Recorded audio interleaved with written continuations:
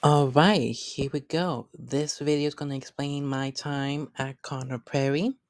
So, we're going to be starting off with a quick drive through the campgrounds that they use over the summer for the summer camp.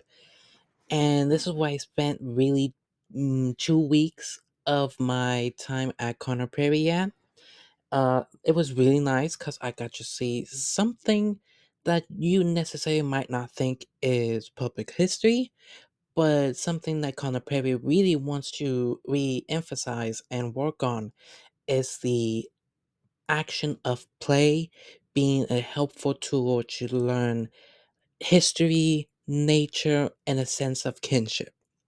And so in this place, in this area, wide and vast, I got to see how kids interact with one another, with nature, history, and explore essentially what it means to be themselves. And the camp team was so great. I got to see the behind the scenes, got to work with them, and how they interact with the rest of the grounds. As they also do tours in the museum for Promised Land as Proving Grounds and new African American history experience, and then just Prairie Town in general and exploring what pioneer life in America is. And so here we see some zip line, some gaga ball, and tether ball, just seeing how these kids interact with the environment, which is something that is really special to Conner Prairie, and we have to take advantage of, because not many places can take advantage of having a sense of place. And we learned in public history a sense of place and location in learning, especially with history, is great value, even more when you add the concept of play inside of it. And so, next up, we're going to be looking at what is now the Junction. It used to be the Civil War experience, but now it's a play space for open invitations for kids and families to come around and look at. So in there you can see the kinship kids and having kids explore what a kinship could be, exploring nature.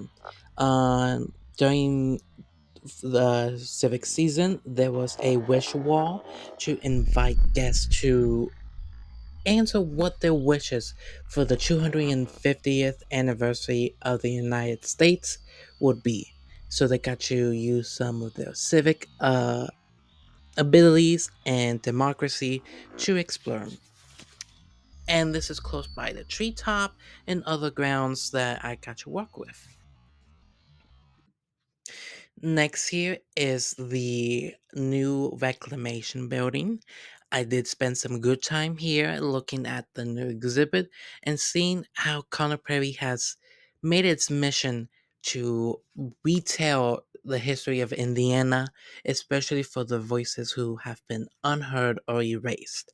So this building focused mainly on the 20th and 21st century of African American history here in Indiana, and it's a part of one of the tours that they do for kids in the camp and for school trips to learn more about the history of the past. And when I go ahead and start with my part time job, they are wanting me to spend time here to help guests digest the information and learn. And lastly, here is where I spend most of my time. This is where the education team has been during the construction of the new building. So during my first 2 weeks here, when I was with the preschool, this is where I mainly spend out and around with my time, looking at the kids, seeing how they explore nature and life. Because in order for us to be able to good public historians and teach history for modern age people, we have to learn how they started and how they learn at the basic level. And so you can see how lots of things are out and about for kids to explore and learn. And this is what I mainly did. I did lots of observations on how to optimize learning for history and nature for Conner Prairie in today and the future.